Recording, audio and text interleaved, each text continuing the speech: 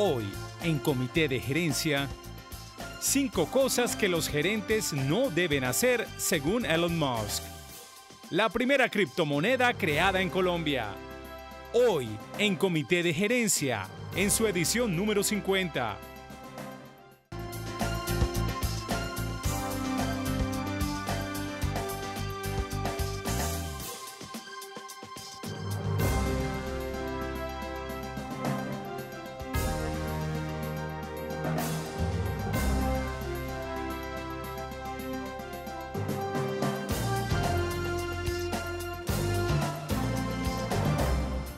Edición número 50 del Comité de Gerencia, como pasa el tiempo. El programa, muy bien. Pero maravilloso, pero felices. Y aprendido bastante. Sí, eso es lo más importante. Estamos felices en Comité de Gerencia de compartir todos los días, de lunes a viernes al menos a las 12:30 del día y repetición en las noches y al otro día en este Comité de Gerencia que presenta las últimas noticias de las empresas, los negocios, los gremios. Hablamos mucho de innovación, de tecnología y gracias a ustedes porque nos han permitido llegar hasta sus hogares en esta edición número 50. Vamos a empezar con la noticia del día, está relacionada con la bolsa en Colombia. Juan. Santiago, el 24 de abril, es decir, la jornada de ayer, tras cerrar una negociación de 222 mil millones de pesos colombianos, el Colcap cerraba con una desvalorización de 0.89% para ubicarse con 1.563 puntos. La acción más valorizada fue ETB con un aumento de 3.3% y la preferencial Bancolombia fue la más desvalorizada con una caída de 2.9%. ¿Quieren saber ustedes cómo le está yendo a la acción de Celsia en la bolsa? Que luego del 19 de febrero de haber puesto en el mercado otros 330 millones de acciones, a ver cuáles han sido los resultados en este primer trimestre. Pues los resultados es que la acción ha tenido mucha liquidez, ha aumentado su liquidez y esto nos dice la comisionista Casa de Bolsa, que dice que el promedio diario de negociación ha aumentado en un 40%, el volumen acumulado de las acciones negociadas ha aumentado en un bimestre en 124% y bien como lo reportábamos ayer, aumentó de 1.8% a 2.4% el peso en el Colcap. Tiene una campaña de medios, pues para complementar la información, señor. una campaña de medios muy interesante donde están tratando de presentarle a la gente qué es Celsia, porque mucha gente conoce a Celsia en el sector industrial, en el gremio, pero realmente no es algo que conozca la gente todavía de forma masiva. Y sobre todo porque está trabajando la compañía Celsia con temas muy futuristas, pero claro, que son de la hora. E incluso el grupo Argos en su última asamblea ha mostrado como ese interés para poder aumentar esa ponderación en Celsia. Los que también han mostrado ese interés son los fondos de pensiones que fueron los compradores, los mayores compradores de estas acciones. Sin embargo, por venir y protección, por regulación, no podían aumentar más del 10% de participación en esta compañía. Entonces, muy bien por la acción Celsia. Pasando a otra compañía, la calificadora Standard & Poor's ha confirmado su calificación sobre Avianca Holdings y ha dicho dos cosas. Lo primero es que la calificación permanece en B. B significa que es un poco más vulnerable que la calificación W, pero que tiene condiciones financieras para responder ante sus obligaciones, pero que ante choques muy fuertes en la economía podría verse afectado. Y la perspectiva continúa estable, y Standard & Poor's define estable, es como que no ve probable que la calificación vaya a cambiar en el corto plazo. Resaltan que ha respondido muy bien la compañía frente al paro ilegal que hubo a finales del año pasado, que tomó las acciones correctas, aumentó como el despliegue de sus flotas e hizo unos créditos correctamente, y las perspectivas son positivas frente a que recuperará su capacidad y toda su operación al máximo nivel. Siempre tratamos en Comité de Gerencia de contarles convocatorias que hay en nuestro país para gente que tiene una idea de emprendimiento. Esta vez una muy especial de una empresa, de una firma muy importante en nuestro país. Así es, se trata del BBVA Open Talent, que es dirigida al sector fintech. Recordemos que el sector fintech es todo el sector que está haciendo innovaciones tecnológicas para el sector financiero. Si usted está interesado en inscribirse en esta convocatoria, tiene hasta el 3 de mayo y va a ser a través de opentalent.bbva.com. Ahí se puede inscribir. una convocatoria, como les dije, para el sector fintech. Según FENAVI, la producción del sector del sector avícola subió en el primer trimestre 3.6%. La cantidad de producción de carne de pollo se ubicó en 380.000 toneladas y 3.700 millones de unidades de huevos. Tenemos más noticias con la OCDE. Parece que estamos avanzando y eliminando o superando etapas. Sí, señor, porque ya habíamos comentado que Colombia había superado 22 de los 23 comités y este último comité, que es el de asuntos comerciales, definirá hoy en la ciudad de París pues si Colombia definitivamente ingresa o no a la OCDE. Bueno, 5 recomendaciones en este momento. Si usted está pensando en contratar un community manager o si usted se quiere convertir en community manager, le vamos a dar 5 características de un community manager efectivo. Puede haber muchas, 10, 15, pero he resumido estas 5 que para mí son fundamentales. La primera es saber escuchar. No solamente saber escuchar a sus compañeros, sino saber escuchar las tendencias, los rumores, los comentarios que aparecen en redes sociales. Y escuchar no solamente significa tener las herramientas tecnológicas para monitorear la conversación en la social media, sino también saber entender los medios tradicionales de qué están hablando, cómo se está moviendo el SEO, cómo se mueven las tendencias. Hay herramientas para lograrlo, una de ellas, por ejemplo, es alertas de Google, o monitorear constantemente las tendencias, Google Trends, o monitorear los hashtags en Twitter, o los temas más resonantes en plataformas como YouTube, LinkedIn o Facebook. Segunda característica, saber relacionarse. El community manager siempre tiene que estar buscando aliados importantes que le den valor a la marca, ubicar esos aliados, compartir lo que estas personas que son legitimadores de la industria, que tienen que ver con su marca, compartir lo que ellos están publicando en sus redes sociales, taguearlos o etiquetarlos, obviamente. Tercera característica, que sepa diligenciar los problemas, porque ustedes saben que en las redes sociales llega mucha gente manifestando una inconformidad en el servicio especialmente. El community manager tiene que tener la capacidad de entender ese problema, de llevarlo a la persona que decide cómo se resuelve ese problema dentro de la marca, dentro de la empresa, y volverlo a llevar a la red social con una respuesta y una solución. A veces es un problema, a veces simplemente es una oportunidad de mejora. El usuario simplemente está sugiriendo una idea específica y el community manager gestiona esa idea para ver cómo engrandecerla. Santiago, ¿cuál sería tu recomendación para personas que tenemos redes sociales empresariales y que de pronto de vez en cuando se generan comentarios malintencionados o en contra de la marca, o de pronto que no es una queja respecto al servicio, sino que de repente es simplemente un comentario negativo, de pronto sin fundamento o de pronto sí con fundamento? Ese puede ser otra entrega, pero de manejo de crisis y de comentarios negativos en redes sociales, pero hay que diferenciarlos.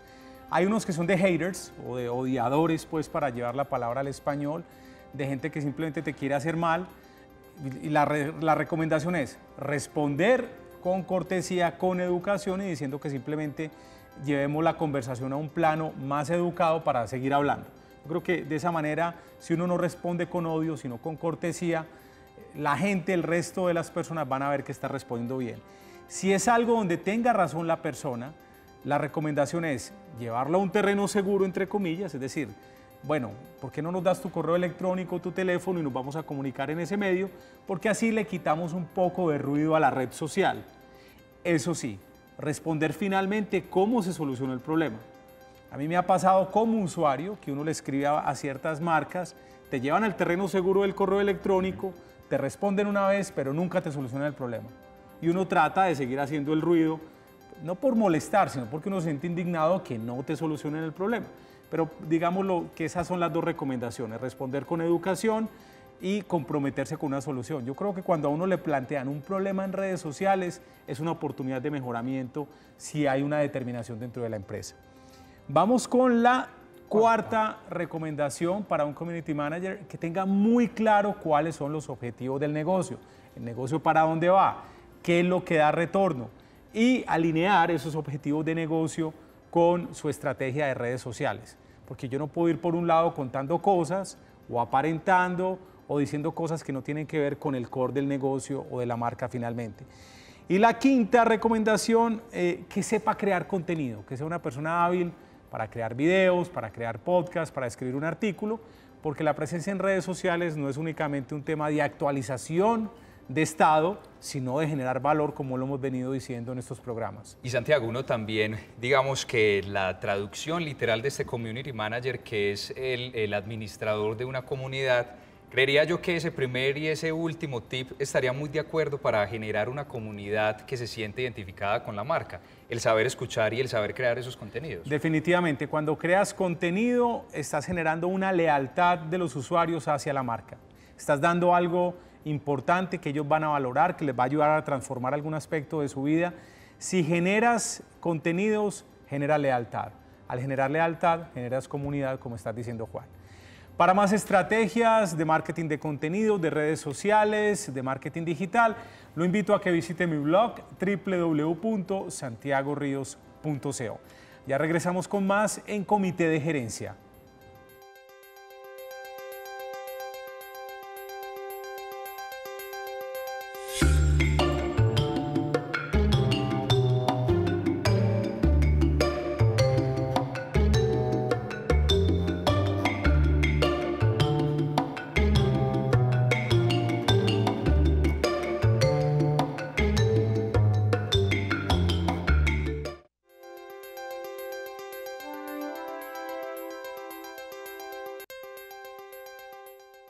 Vendes Fácil presenta Aprendiendo Fácil de e-commerce.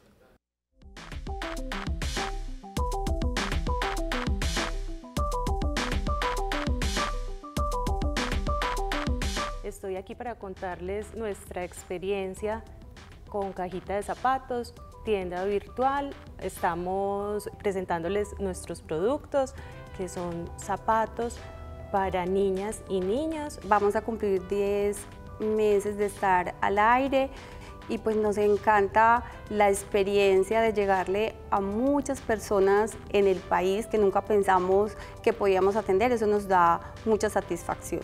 Cajita de Zapatos surgió como una necesidad de muchas mamás. Veían los productos pero no tenían cómo conseguirlos. Entonces era una forma muy fácil de que las personas pudieran acceder al producto.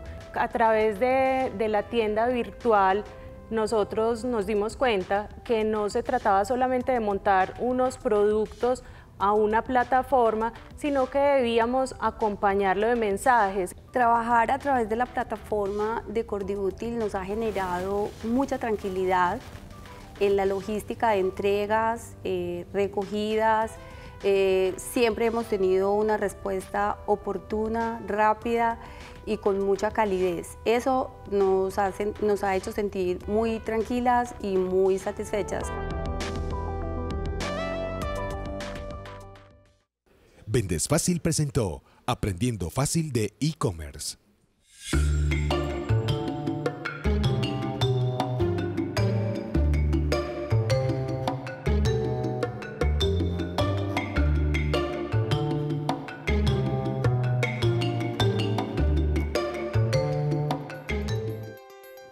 Regresamos a Comité de Gerencia. Recuerden que nos pueden encontrar en YouTube como Cosmovisión y también en Facebook como Comité de Gerencia Cosmovisión. Más noticias de la Bolsa Internacional. Ha seguido cayendo el Dow Jones. El día de ayer caía 400 puntos y a la mañana de hoy, 25 de abril, caía otros 200 puntos.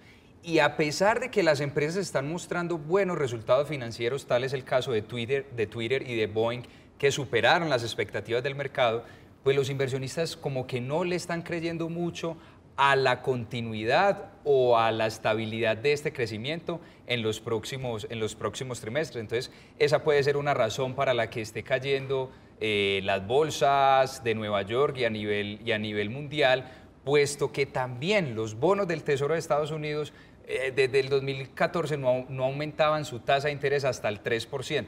Recordemos que este es como un proxy o un índice de referencia para las tasas de interés que no tienen riesgo.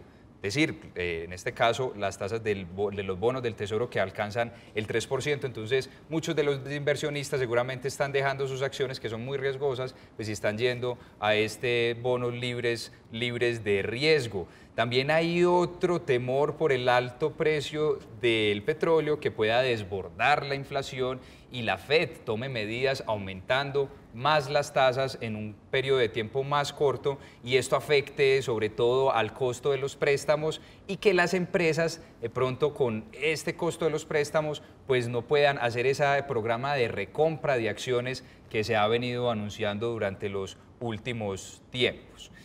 Otra compañía que podría salir a la bolsa es el competidor de Uber en China y se llama Didi Chuxing, que podría salir a la bolsa, según el Wall Street Journal, podría salir en un valor de entre 70.000 y 80.000 millones de dólares. Esta compañía levantó capital en diciembre por la holding SoftBank, la cual también es accionista de Uber, y pues espera que entre al mercado de México, de Taiwán y se siga expandiendo por todas partes. Al igual que lo que dijimos ayer con Tencent Music, sí, el servicio de streaming de música, pues el nombre de Didi no dice nada, exacto, pero obviamente tiene toda una población de China usando Didi. Y hay otro aspecto similar con esa noticia que compartimos ayer, y es que la casa matriz pues invierte en una empresa y a su vez invierte en la competencia. ¿Y aquí qué? ¿Invierten en Uber también Didi o qué? Sí. Ah, no puede ser.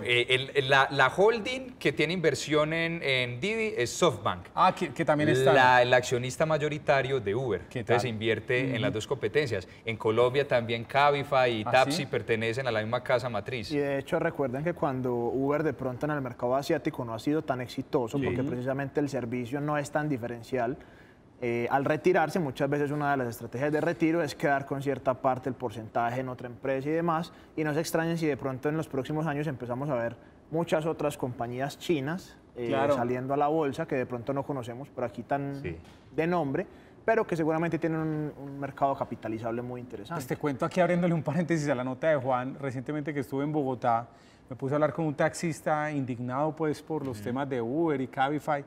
El hombre me mencionó por ahí 6 aplicaciones raras, pues, pero como con nombre colombiano, o sea, hechas acá, pues que competían por lo mismo. O sea, va a ser muy complicado crear una ventaja competitiva de estas herramientas con tantos ofreciendo lo mismo. Y esa es la razón por la cual la casa matriz de Cabify pues también invierte en Tapsi y en otras aplicaciones que es de un sector mucho más tradicional. Y para finalizar esta nota de la bolsa, lo que está pasando con el petróleo es que está descendiendo levemente en los últimos días, básicamente por 2 razones. La primera es que sorpresivamente subieron los inventarios de petróleo en Estados Unidos alrededor de 1 millón de barriles, mientras que el mercado estaba esperando una caída de 2.6 millones de barriles. Es decir, se está aumentando la producción en el lado norteamericano. Y una segunda razón... Pero recordemos que la semana pasada incluso Donald Trump había anunciado que no admitía, que no permitiría que se subiera el precio como estaban inflando el precio del petróleo, que es más una estrategia desde los países árabes, obviamente que dominan la OPEP, y Trump dijo, no voy a permitir que suban los precios, y curiosamente a la semana sale este informe de inventarios altos, ¿no? El tema del petróleo es bien movido porque tiene muchas implicaciones o tiene un tramado detrás geopolítico muy fuerte. Claro. Recordemos que Estados Unidos no hace parte del denominado cartel de la OPEP, Rusia tampoco hace parte, pero en estos momentos tiene un acuerdo con los países productores, exportadores de petróleo, en reducir esa producción hasta finales del 2018 y que recordemos que últimamente o en los últimos años pues ha habido una sobreproducción de petróleo y esto fue lo que hizo que cayeran los precios del crudo y lo que están haciendo es tratar de quitar toda esa sobreproducción en el cual pues obviamente Estados Unidos no está de acuerdo con eso porque pues, tiene buenos precios y tiene que aprovechar para seguir produciendo. La segunda razón para que la tendencia siga a la baja del petróleo es que a pesar de los apretones de mano y los abrazos entre el presidente de Estados Unidos, Donald Trump, y el presidente francés, Emmanuel Macron. Este señor... Estuvieron muy cariñosos. Estuvieron muy cariñosos, muy amigables, cuando por allá en las reuniones del Foro Económico pues se notaba mucho las tensiones, como que ha cambiado esa relación de amistad. Pero bueno, lo importante es que Emmanuel Macron ha dicho que quiere rescatar el programa de regular la nuclearización de Irán, mientras que Trump dice que va a poner más sanciones y el canciller iraní dice que si le pone Estados Unidos más sanciones a Irán, pues lo que harán es reactivar con mayor velocidad ese programa nuclear. Muy bien. Elon Musk es un referente de la tecnología, del emprendimiento. Recordemos que fue uno de los fundadores de eBay, también es el fundador de Tesla, de los famosos carros eléctricos, y recientemente pues su emprendimiento lo ha sacado de órbita porque ahora está con SpaceX, con una serie de proyectos espaciales. Así que cuando Elon Musk habla hay que escucharlo, y hoy, gracias a Luis Restrepo, presentamos 5 aspectos que Elon Musk dice no le gustan de las reuniones. No de las reuniones precisamente, sino que cree que esto debería de abolirse desde el nivel gerencial, y fue un correo que se envió desde hace ya un tiempo, y lo que él quiere es buscar la mayor productividad y efectividad posible para las empresas. Entonces él dice, primero, parar con esas reuniones excesivamente largas. Hay 3 puntos que tienen que ver con las reuniones. Mauricio, él recomienda 5 cosas que los gerentes no tienen que hacer. Sí, que deberían determinar, o sea, ya paren con eso. Entonces la primera es... La primera es terminar con las reuniones excesivamente largas. ¿Usted ha estado en alguna reunión excesivamente larga? Claro. Bueno, ¿cómo se sienten en ese tipo de reuniones? Improductivo. Sí, lo que pasa es que largo, ahí lo que dice Elon Musk, creo, es no hacer reuniones largas, pues las reuniones son como en el tema de contenidos. ¿Qué tan largo tiene que ser un contenido o qué tan larga tiene que ser una reunión? Y alguien yo le escuché, tan larga como necesite serlo, ni un minuto más, ¿cierto? El problema es que hay muchas reuniones, se vuelven improductivas. Si usted lo reúne en 20 minutos, en los 20 minutos hablan bobadas, puede ser una reunión muy larga. Sí, claro. Yo le agregaría de pronto un pequeño tip. Tengo un objetivo claro para la reunión. Claro. O sea, ¿cuál es el objetivo claro? ¿Qué necesitamos hacer hoy? Porque muchas veces se van por las ramas, empiezan a divagar mucho con la información, y de pronto no se cumple el objetivo de la reunión. Hay veces se reúnen de una forma periódica y como que le pierden el sentido porque no tienen un objetivo claro. Alguna vez le leí a alguien, yo no me acuerdo, que decía, antes de una reunión relacionado con el objetivo, plantearlo muy bien. Bueno, el objetivo de esta reunión es generar las 2 ideas necesarias para escoger cómo lanzamos este producto al mercado. Por eso muchas veces en las reuniones de socios se envía el orden del día para saber cuál es el objetivo y no desenfocarse. Pero la gente se va yendo por ramas, como dice Luis. El segundo tiene que ver con las reuniones también, y es la frecuencia de las reuniones. Muchas veces son reuniones muy frecuentes y mantienen la agenda muy ocupada y se vuelven improductivas también por esto. Lo que dice él es no hacer tantas reuniones frecuentes. Correcto, la frecuencia siempre y cuando sea necesaria, porque en algunos momentos habrá que reunirse. Incluso yo leí en otro artículo diferente que la agenda de Elon Musk era de 5 minutos. Entonces él trataba los temas de a 5 minutos, diferentes 5 minutos. Pues uno manejando temas como SpaceX, como Tesla, pues evidentemente tiene que tener un nivel de productividad muy alto. Y Luis, habría que ser muy eficiente y muy buen planeador, porque podría entrar en contravía esa recomendación de no hacer muchas reuniones, porque el hecho de hacer reuniones constantes y seguidas pues podría tratarse en esos temas que en vez de tratarse en una sola reunión que sea muy larga.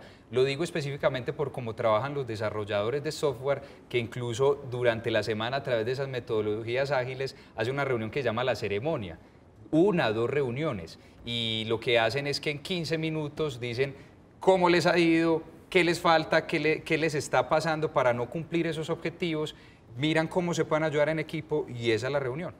Sí. Posiblemente sea un tema disruptivo, porque finalmente Elon Musk es una persona supremamente productiva, aunque también tiene por ahí sus críticas desde el punto de vista gerencial, como todos, y seguramente tendrá pues un punto debatible. A mí me gusta lo que dice Luis, y es, mire, este tema lo vamos a tratar en 5 minutos o en 10, me parece bien, porque ponía a la gente bajo presión para generar las mejores ideas y soluciones.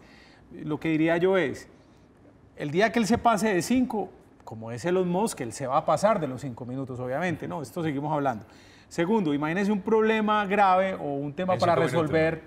Mire, ¿cómo vamos a resolver el problema del motor que se desprende a no sé cuántos metros de la Tierra cuando esté elevando el cohete? Eso no te lo resuelven en 5 minutos, hay que ser también realistas. Tendrá sus excepciones, y obviamente se aplicará según el caso. El tercero es, la tercera recomendación es, si usted no tiene nada que aportar en una reunión, sálgase. No tiene nada que estar haciendo ahí.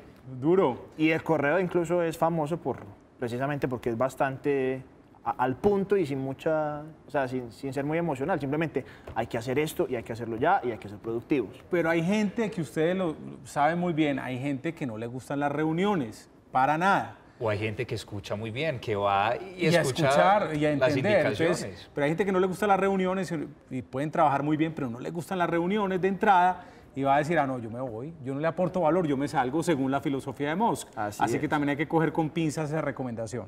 El penúltimo, el cuarto, es entierran los acrónimos, es decir, no utilicen tanta jerga técnica, tanto de pronto abreviación de palabras que podrían confundir. Eso me pasó hace unos años en una empresa en la que yo entré a una reunión y eran tanta la cantidad de terminología diferente que yo no entendía absolutamente nada. Como a los 2 o 3 meses fui que yo cogí la terminología dentro de la empresa y empecé realmente a entender cómo era que funcionaba la reunión, pero es interesante tratar de simplificar el lenguaje lo más posible sin necesidad de utilizar acrónimos, abreviaturas extrañas, sobre todo en inglés que se ve mucho ese tipo de situaciones. Y que no vaya a seguir la filosofía de que confunde y reinarás. De pronto alguna persona que no hizo su tarea ese día para la reunión, pues se sale con 1 o 2 tecnicismos que nadie entiende y todo el mundo queda en las mismas. Sí, lo que decía Andrés López en su stand-up comedy, que llega gente a confundir y a chicanear, a descrestar en los comités de gerencia o en las juntas.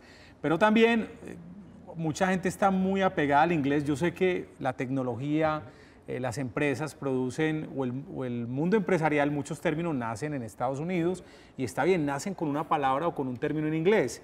Pero si uno le busca, en la mayoría de los casos hay un equivalente correcto y sonoro en español. Yo no sé la gente por qué le encanta utilizar cosas en inglés cuando tenemos un equivalente en español. La última recomendación de estas 5 es enterrar las líneas de mando desde el punto de vista comunicativo y de acción. Él es muy pro de, o sea, estoy en pro de llevar la solución de la forma más rápida posible. Y si la comunicación tiene que ser filtrada por 7, 8, 9 puestos diferentes, pues evidentemente esto va en contra de la productividad. Entonces él dice, si usted tiene el poder para poder hacerlo y tomar la decisión, mejor hágalo. Entonces dice, entierren las líneas de mando desde el punto de vista comunicativo y en pro de realizar la acción lo más pronto posible. Totalmente de acuerdo. La que agregaría yo de que debería dar Elon Musk es no dormir en la propia empresa, que es lo que está haciendo hace poco y que es... él. Claro, por el estrés, y acá lo contamos alguna vez que está sufriendo con la baja en la producción de su modelo de Tesla S3 y que dijo a CNBC in the morning, lo entrevistaron y dijeron, no, estoy muy estresado, no me da tiempo ni para ir a la casa de bañarme, eso no lo pueden hacer. Claro, me acabas de acordar de una cosa muy divertida, pero es que no me aguanto contarla porque si no nunca me la voy a contar. Bueno, obviamente Elon Musk se queda durmiendo en su empresa porque es su empresa. Claro. Una persona que yo conozco, no voy a decir cómo se llama, trabajaba en una casa discográfica y el tipo tenía muy buen puesto en la casa discográfica. Yo no sé por qué él decidió que se iba a empezar a quedar a dormir en la oficina. Pero ¿quién se duerme en la oficina? Pero no porque tuviera trabajo, el tipo yo no sé, quería ahorrar el arriendo de la casa hasta que lo descubrió el vigilante. Sí. No, pero el tipo tenía un muy buen puesto. Cosas extrañas del mundo corporativo que uno no Pero yo no también comprende. pienso que en ese sentido, a pesar de que la productividad es muy importante, también es importante mantener el balance, el equilibrio, el descanso. Y de pronto eso, en este momento, porque Elon Musk tiene, pues es uno de los, por decirlo, genios de nuestra época. Sí, así se considera. Y está bien, pero seguramente eso más adelante le pasará factura también. Es lo que hablábamos recientemente con nuestra invitada Margarita García del CES, que hay que desconectarse, que hay que generar espacios y que haga como Richard Branson, que maneja sus negocios desde la isla de Centroamérica, por allá en las Islas Vírgenes. Claro, no tiene que relajar el hombre. Muy bien, tenemos 2 videos interesantes de 2 nuevas tecnologías, las presentan Juan y Luis.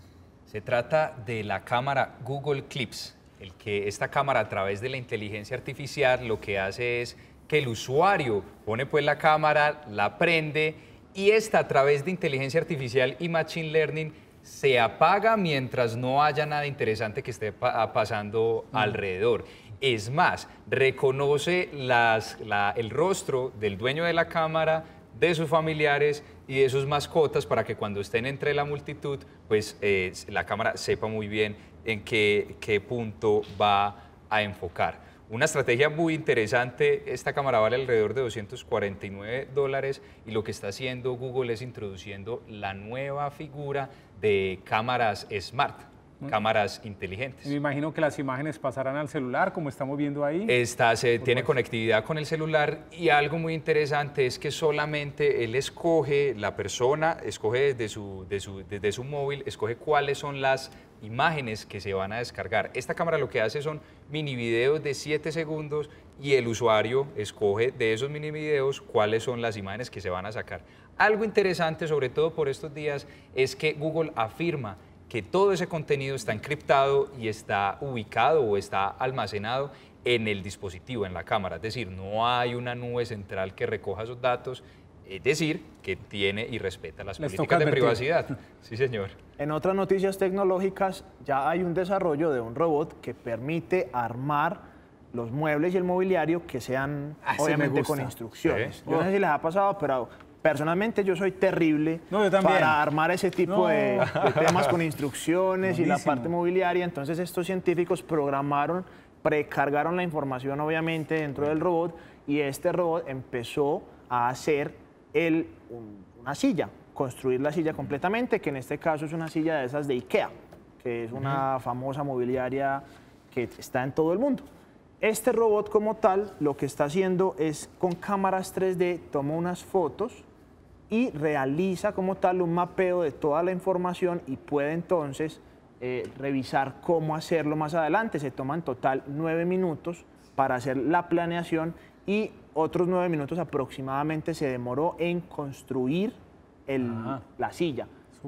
Superando, empatando casi lo supera a los seres humanos. Entonces, dentro de poco tiempo, no se extrañen si empiezan a ver a estos robots construyendo dentro de sus casas, con inteligencia artificial y con toda la ola tecnológica. Luis, ¿será que nos están matando la curiosidad y la creatividad con estos artículos? Porque uno ve personas que son muy creativas y que se ponen en esa tarea de mirar el mapa, de leer las instrucciones y de armar este tipo de objetos. O el Waze. Yo, por ejemplo, yo ya no sé direcciones, todo es con Waze. Yo te voy a decir una cosa, pero depende de tu inclinación también. Claro. Es decir, como yo al igual que Luis, me considero muy flojo armando cosas y más que estimular la creatividad, me estimula en la piedra, porque me frustra muy rápido la frustración, de verdad. Entonces, alguna vez leí un artículo sobre cómo las aplicaciones y las tecnologías te hacen más perezoso en muchas cosas. Sí, total.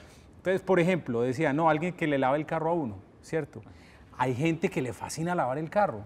Yo prefiero estar leyendo o viendo una película, estar lavando el carro o haciendo ejercicio. Además de que no se gana la multa por el código de policía. Pero hay gente que mentalmente lavar el carro le gusta, lo distrae, lo desconecta, lo hace útil y es valioso. Entonces yo creo que cada cual va decidiendo dónde se siente importante o no. Pero el robot a mí me funciona. Adicionalmente, cuando uno está en un proceso, no necesariamente se destruye la creatividad, pasa como en todo, se puede ir cambiando, puede ir mutando. Entonces la creatividad que uno utilizaba de pronto para estas técnicas manuales, la puede ir modificando y sustituyendo por otro tipo de creatividades. Seguramente a la hora de programar hay creatividad. En las finanzas, que yo manejo muchos temas financieros, hay creatividad. ¿Qué tal? Entonces puede ser más como una mutación de la creatividad. ¿Qué tal es el caso, Luis, que alguna vez nos compartiste del decaimiento del Lego?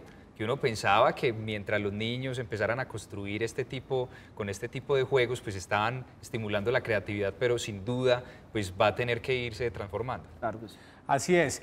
En un momento vamos a estar hablando de propiedad intelectual. Nuestro invitado es el abogado Juan Esteban Vallejo, aquí en Comité de Gerencia de Cosmovisión.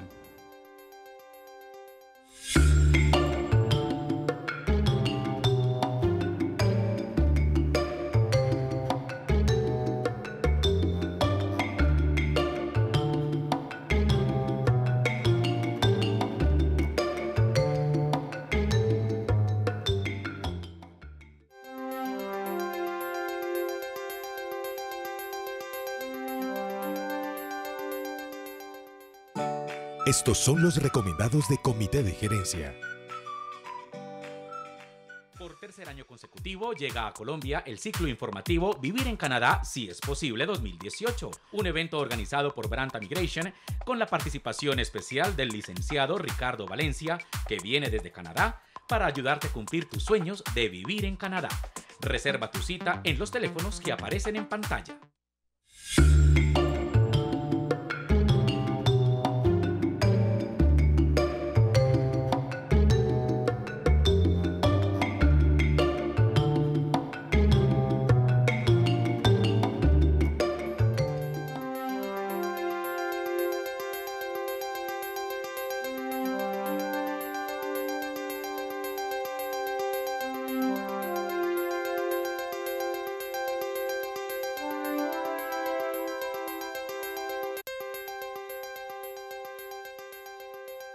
Les queremos compartir otras noticias económicas. El ingreso de los 36 clubes de fútbol colombiano en el 2017 tuvo un aumento de 5.6%. Los equipos más taquilleros en su orden son Atlético Nacional, aunque tuvo un descenso de casi 16% en sus ventas. Le continúa Deportivo Cali y tercero Millonarios Fútbol Club. El Independiente Medellín también disminuyó sus ventas en 7.6%. El total de las utilidades de estos 36 equipos colombianos disminuyeron para el año pasado 87%. Complementando las noticias, nos dice el mismo informe que hubo una reducción en utilidades del 87%, Sí, que es señor. delicado. Igualmente las deudas de los equipos subieron un 15%. Hay que decir que los ingresos principales, la fuente principal de ingresos de los clubes colombianos Venta de jugadores. son los derechos de televisión. Sí. O sea, para algunos bueno. equipos como Atlético Nacional, obviamente la venta de jugadores es muy importante. El mismo Deportivo Cali también tiene unas ventas interesantes.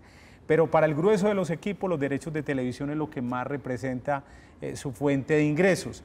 Dicen los malpensados incluso que muchos equipos que están en la B, nuevos o antiguos, no quieren regresar a la ¿Lo A. hacen por negocio? Están por negocio en la B porque tienen unos ingresos por televisión, pagan nóminas baratas, en cambio si suben a la A tienen que pagar unas nóminas mucho más costosas y no sería tan buen negocio. Es una lástima.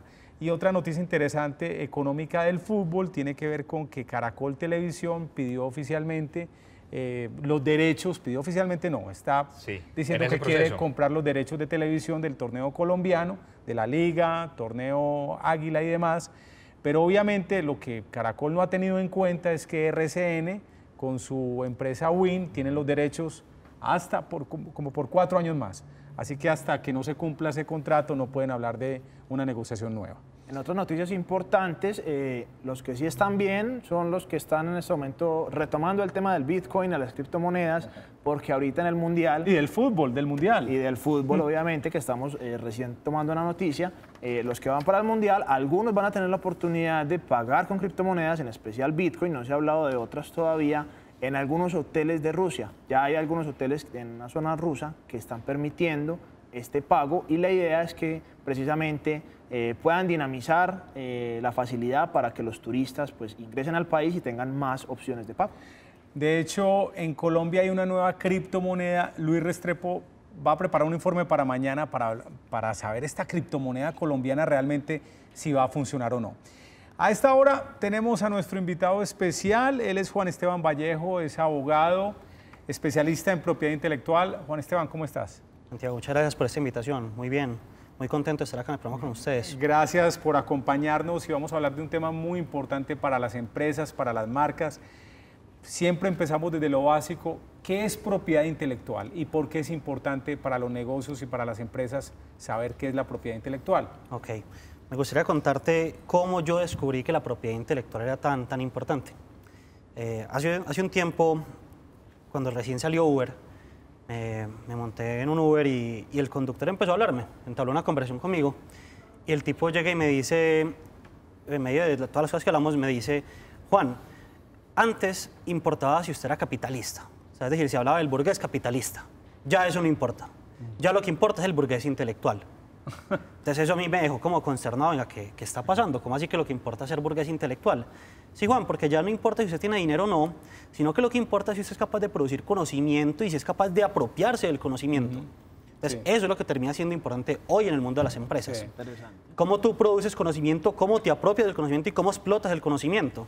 De acuerdo. Entonces, un ejemplo de esto, o sea, ¿por qué la propiedad intelectual es tan importante? Entonces, digamos, parte de la propiedad intelectual son las patentes. ¿Cómo funciona el negocio de las farmacéuticas? Entonces, la farmacéutica hace un desarrollo, investiga, consigue la cura para algo y solicita la patente. Cuando tú solicitas la patente, le dice a todo el mundo cómo se hace ese medicamento. Claro. Pero la ley te protege y te dice, durante 20 años, la única empresa que va a poder explotar esto va a ser usted. Entonces, el ejemplo de las pastillas, por ejemplo, para el VIH. Estas pastillas, producirlas pueden costar 50 centavos, pero ellos lo comercializan a 10, 20, 30 dólares cada pastilla. Es decir, la ganancia de cada uno de estos medicamentos puede ser el 1000%. Y así lo hacen. Y ese es simplemente uno de los ejemplos de por qué la propiedad intelectual termina siendo tan importante. Pero definamos la propiedad intelectual. Es como el conjunto de normas que están protegiendo la creación de una empresa.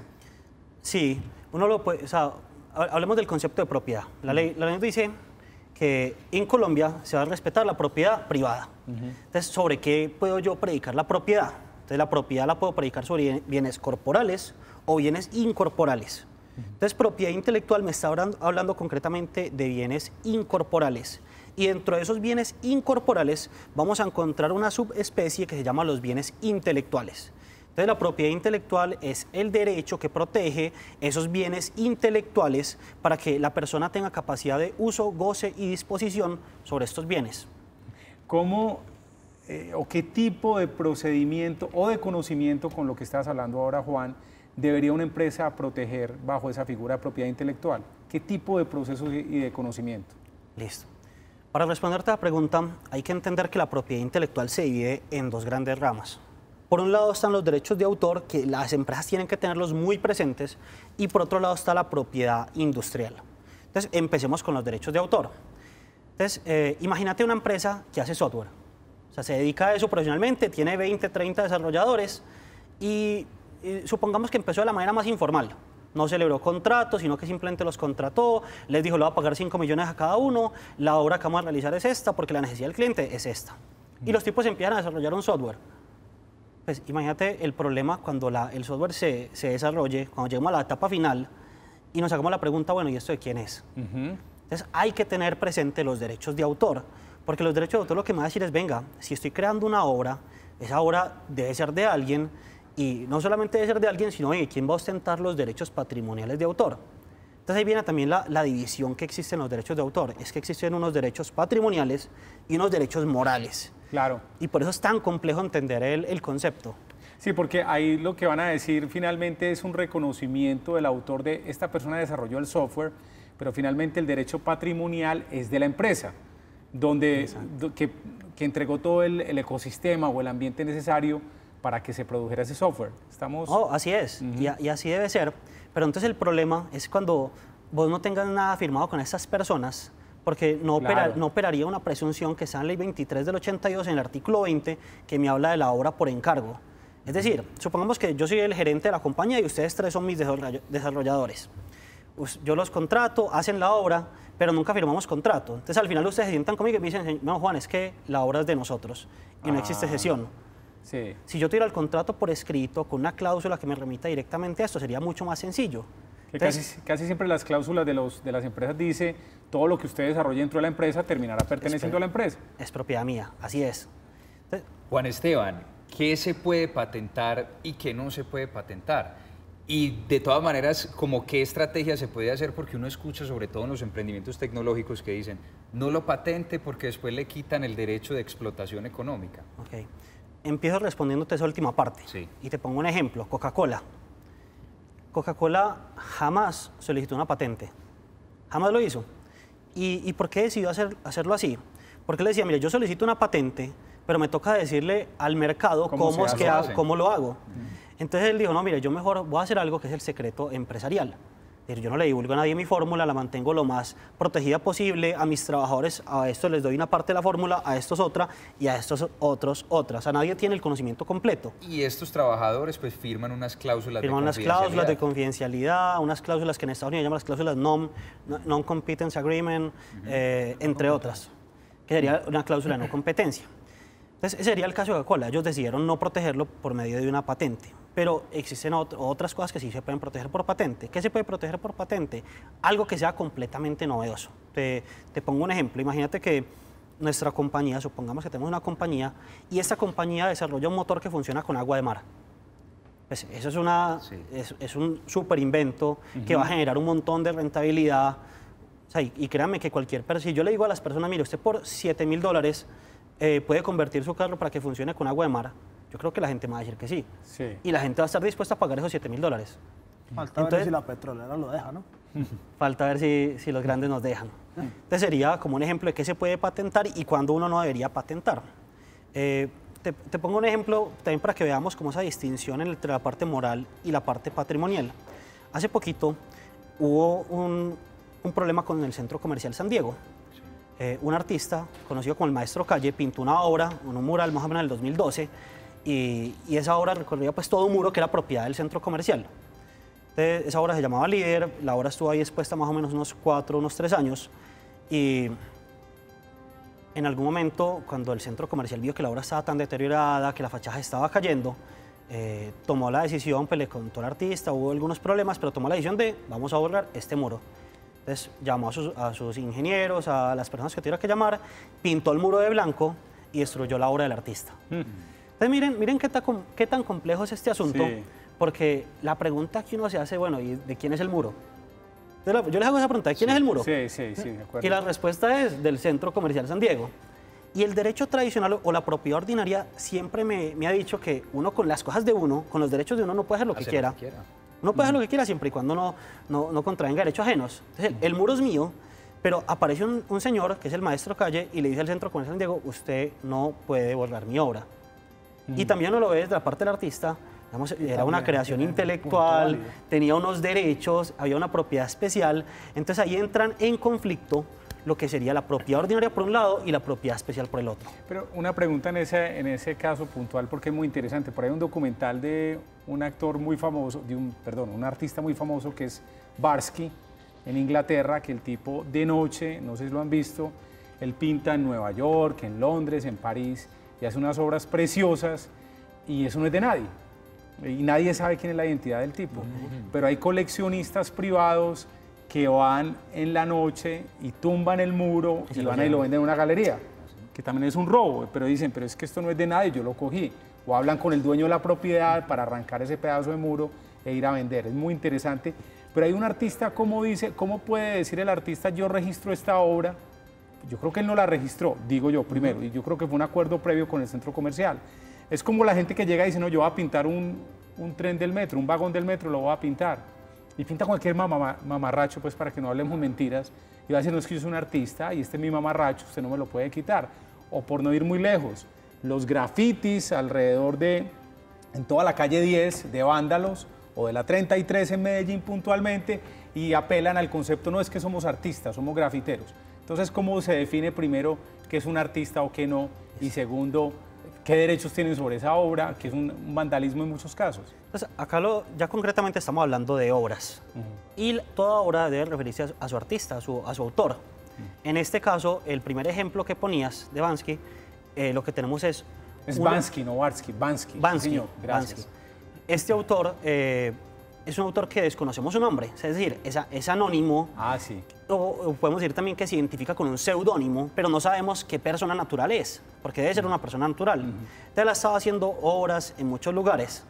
Entonces, como él no ha dicho, hey, qué pena, yo soy el autor de esta obra, no hay a quien reivindicarle los derechos, en este caso. Entonces, por eso se ha dado esta práctica que van y retiran parte del mural y se lo llevan porque son obras muy, muy bellas, la verdad. No es un grafitero cualquiera, está haciendo obras muy, muy bellas en muchas ciudades. Por otro lado, ya cuando es una persona que hace un graffiti sin autorización, en un lugar que es de otra persona, digamos en el mismo muro del Centro Comercial San Diego, alguien llega por la noche y hace un graffiti. Si el centro comercial quiere pintarlo de blanco, está completamente autorizado para pintarlo de blanco, porque en ese caso nunca le dio su autorización para hacer esto. Muy bien. En un momento regresamos con Juan Esteban Vallejo, estamos hablando de propiedad intelectual en Comité de Gerencia.